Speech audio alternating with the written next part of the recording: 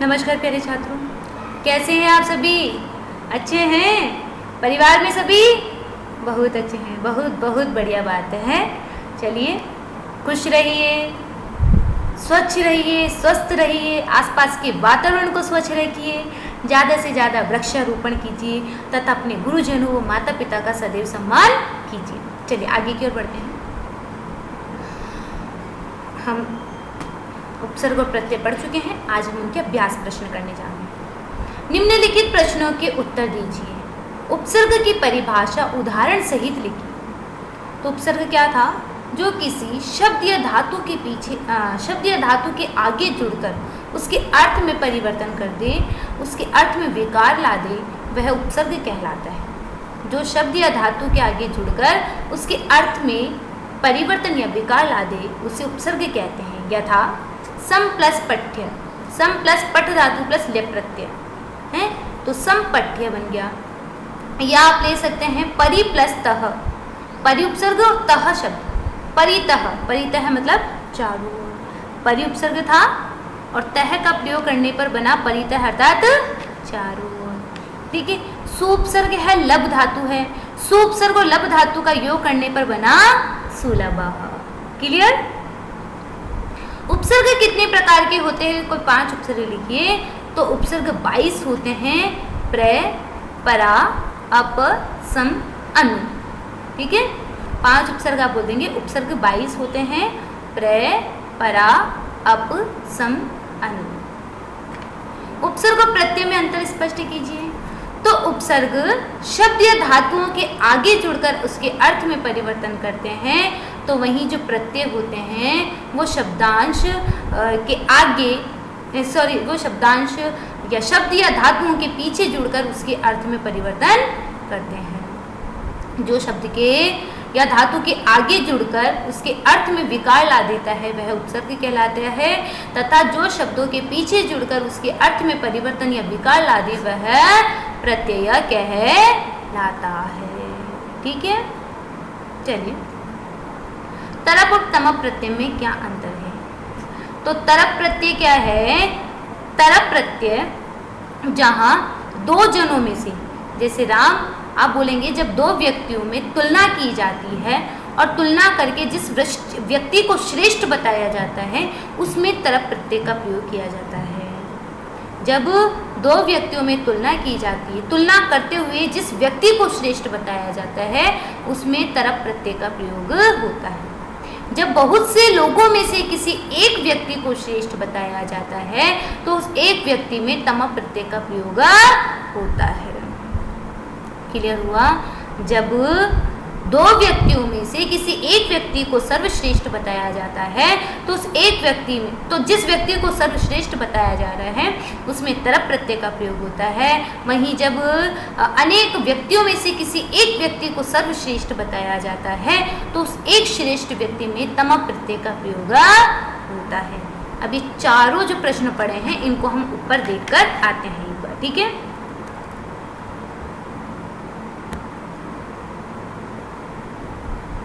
देखिए, उपसर्ग कुल कितने होते हैं? सबसे पहले हमने उपसर्ग की परिभाषा पढ़ी थी। जो शब्दांश धातु या शब्द से पहले जुड़कर, जो शब्दांश धातु या शब्द के पहले जुड़कर उनके अर्थ में परिवर्तन कर देते हैं वे उपसर्ग कहलाते हैं। संस्कृत में प्र, परा, सम आदि उपसर्ग 22 उपसर्ग होते हैं। तो आप ये रहने दीजिएगा। 22 कुल कितने उपसर्ग होते हैं? ये सेकंड क्वेश्चन भी हो गया आपके कि संस्कृत में कुल 22 उपसर्ग होते हैं और इनमें से 4 के नाम तो आपको दिखाई दे रहे हैं। प्र, परा, सब, अप, सम, उसके बाद में अनु, अव, निस, निर, दुस, दुर, वी, अंग, नी, अदि, अपिति, सुत, जो भी आप प्रत्यय लगाना चाहे वो 5वां प्रत्यय लगा सकते हैं। 2 प्रश्न हो गए। पहला प्रश्न था उपसर्ग किसे कहते हैं? जो शब्दांश धातु या शब्द के पहले जुड़कर उनके अर्थों में परिवर्तन कर देते हैं वे उपसर्ग कहलाते हैं। उपसर्ग कुल 22 होते हैं। 5 के नाम लिखने हैं। तो प्र, परा, अप, सम, उसके बाद में अनु, अव, निस, निर, दुस, दुर, वी, अंग, नी, अदि, अपि, सु, उत, इनमें से किसी भी एक प्रत्यय का नाम, उपसर्ग का नाम लिख दीजिए। फिर पूछा उपसर्ग और प्रत्यय में क्या अंतर है? तो उपसर्ग की यही परिभाषा देंगे। जो शब्दांश धातु या शब्द के पहले जुड़कर उनके अर्थों में परिवर्तन कर देते हैं वे उपसर्ग कहलाते हैं, तथा जो धातु या शब्द के अर्थ को प्रत्यय का प्रयोग धातु के पश्चात होता है। यह धातु तथा शब्द के अर्थ को और अधिक स्पष्ट करने के लिए जोड़ा जाता है। समझ गए? दोनों का अंतर दे देंगे। फिर आपसे अंतिम चौथा प्रश्न पूछा गया था कि तरप और तमप प्रत्यय में अंतर बताइए। तो तरप का लिखेंगे जहां दो की तुलना में एक ही विशिष्टता बताई जाए वहां तरप प्रत्यय का प्रयोग होता है, और जहां बहुतों की तुलना में से सिर्फ एक की विशेषता बताई जाए वहां तमप प्रत्यय होता है। यही सारी बातें हमने बताई थी, लेकिन वो वर वाली थी। अब आपके सामने पूरी डेफिनेशन है। नेक्स्ट,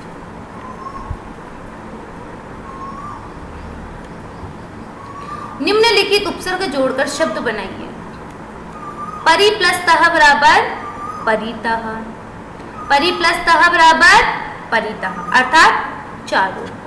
प्रति प्लस इक्ष बराबर प्रतीक्षा, प्रति प्लस इक्ष बराबर प्रतीक्षा, प्रति प्लस इक्ष बराबर प्रतीक्षा। सम प्लस गम बराबर समगम्य, लेप प्रत्यय का भी प्रयोग होगा इसमें, है ना। तो सम प्लस गम्य, समगम्य। सु प्लस लब बराबर सुलभः, सु प्लस लब बराबर सुलभः। ठीक है। प्रति प्लस तह बराबर परितः, प्रति प्लस इक्ष बराबर प्रतीक्षा, सम प्लस गम बराबर समगम्य और सु प्लस लब बराबर सुलभः। आइए, निम्नलिखित उपसर्गों के योग से दो दो शब्द बनाकर लिखिए। उपसर्गों के योग से, है ना, इस अ उपसर्ग से दो शब्द बनाने, तो लिखिए, अ का लिखिए आरोह और आरामः। लिखिए आरोह और आरामः। उपसर्ग से बना के लिखिए आरोह तथा आरामः। लिख लिया। नेक्स्ट लिखिए प्र से प्रभातः प्रमाणः, प्रभातः प्रमाणः। लिख लीजिए आराम से, प्रभातः प्रमाणः।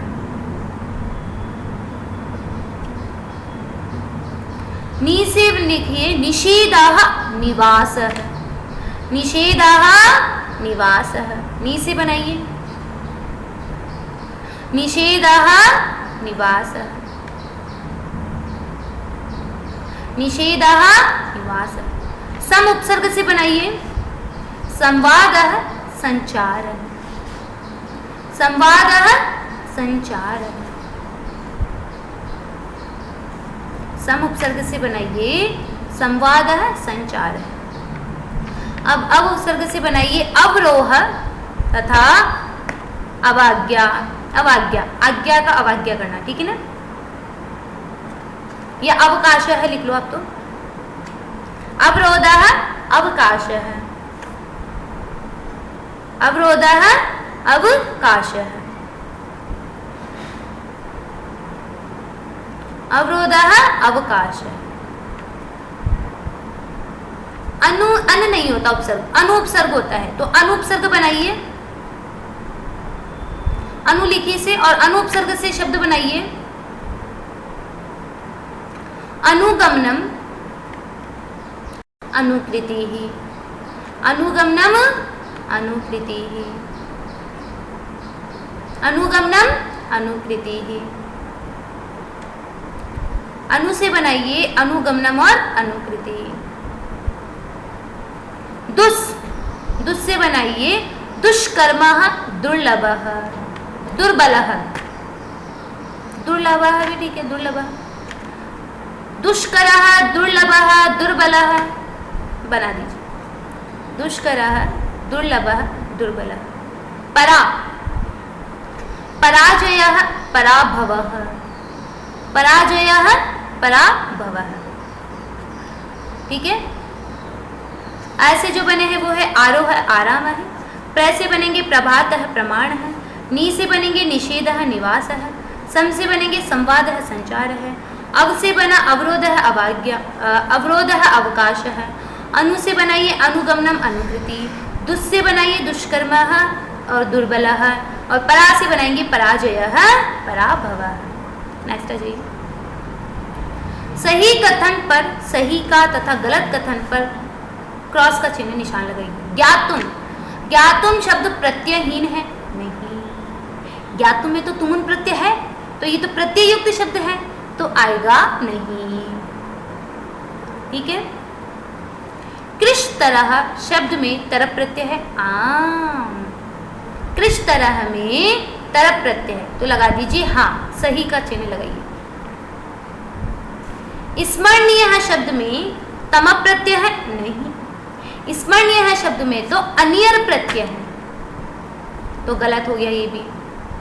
अन्य मूल शब्द है नहीं, इसमें तो सुप्रत्यय का योग हुआ है, तो गलत, मूल शब्द नहीं।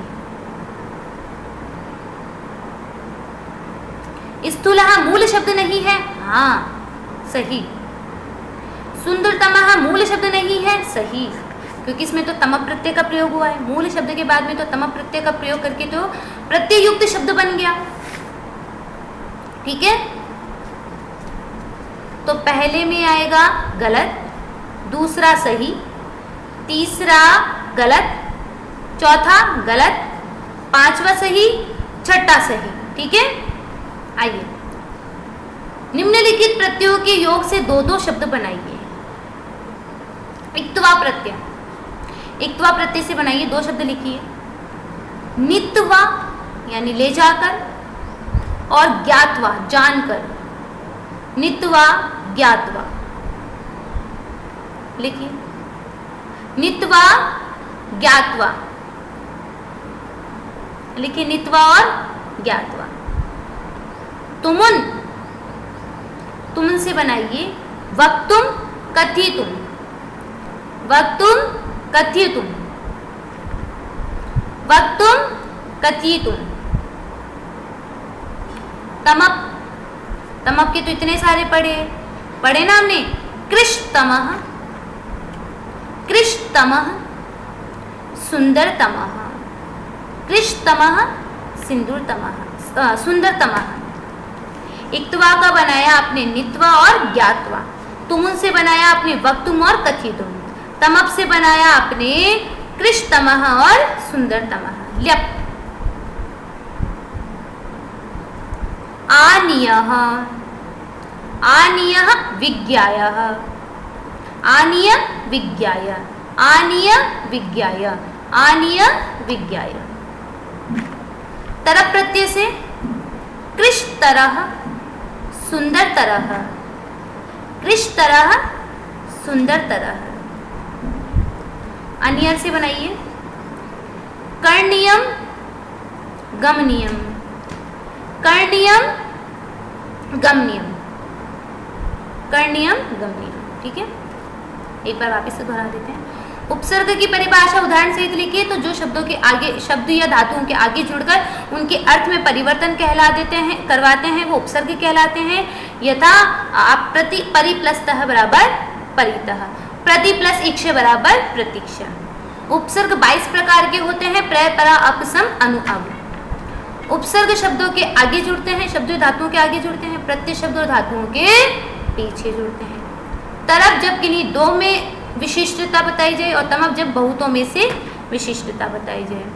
परि प्लस तः बराबर परितः, सम प्लस गम बराबर समगम्य, प्रति प्लस इक्ष बराबर प्रतीक्षा, सु प्लस लब बराबर सुलभ। निम्नलिखित उपसर्गों के योग से दो दो शब्द बनाइए। तो ऐसे बना आपने आरोह, ए नहीं होता उपसर्ग, आ कीजिए इसको, आ। आरोह आराम है। प्र से बनाइए प्रभात है, प्रमाण है। नी से बना निषेध, निवास है। सम से बना संवाद, संचार है। अव से बना अवरोह और अवरोह और उसके अलावा अवकाश है। अन से बना अनुगमनम, अनुकृति, अनुगमनम, अनुकृति। दुष से बना दुष्कर्म है, दुर्लभ है।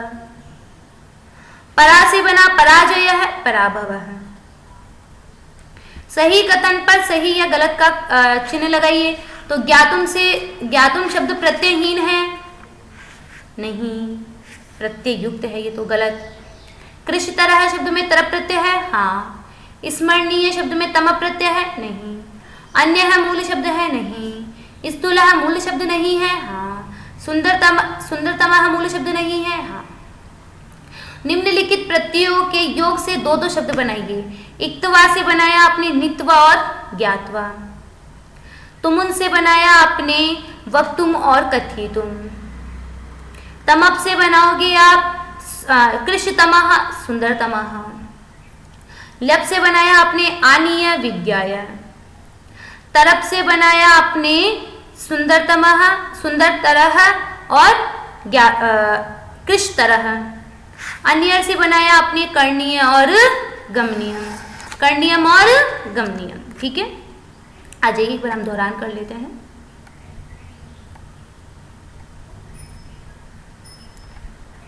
उपसर्ग जो शब्दांश धातु या शब्द के पहले जुड़कर उनके अर्थों में परिवर्तन कर देते हैं उन्हें उपसर्ग कहते हैं। संस्कृत में प्र, परा, अप, सम आदि उपसर्ग होते हैं।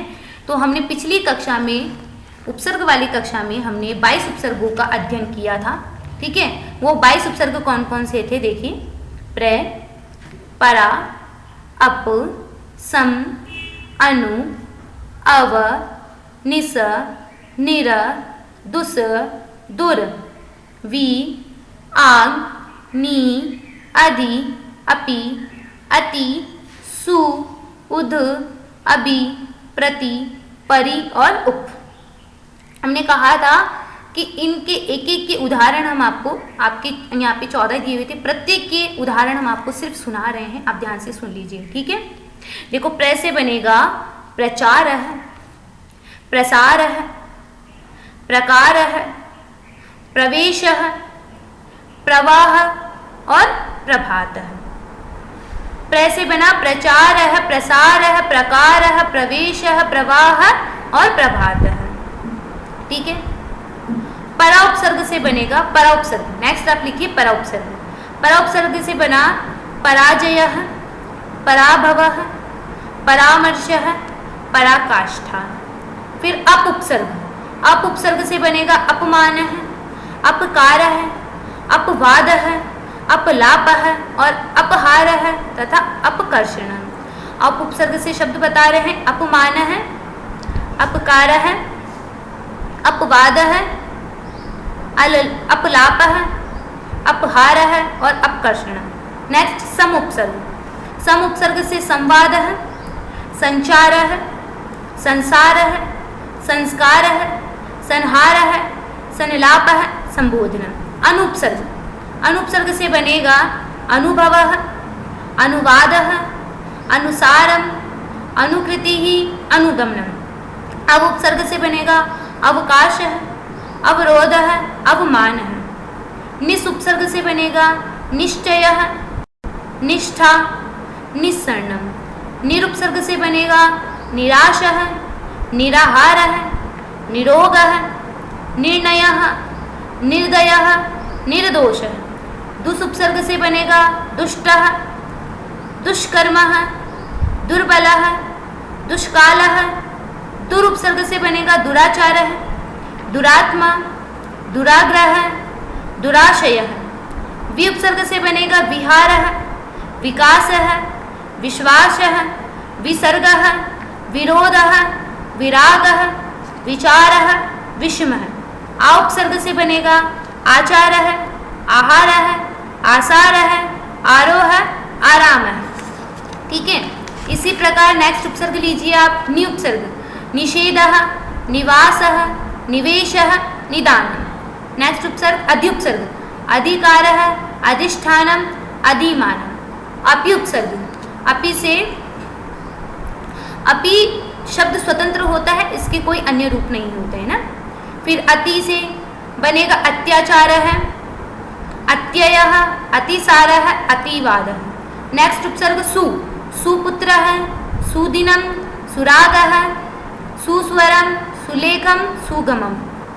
उत उपसर्ग। उत उपसर्ग से उद्धार है, उन्नति ही, उद्योग है, उच्चारणम, उत्तम, उत्कोच है।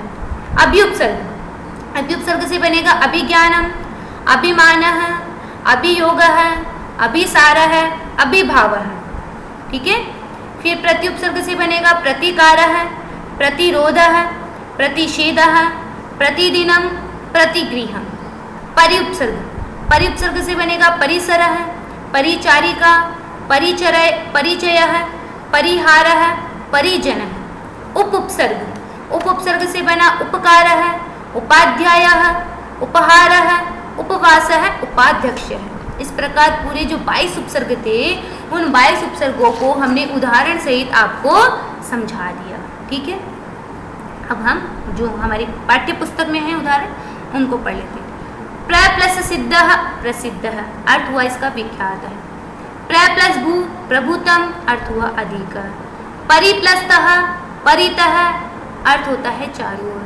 अप प्लस व्ययः, अपव्ययः, अर्थ होता है अधिक खर्च है। सम प्लस वादः, संवादः, अर्थात वार्तालाप है।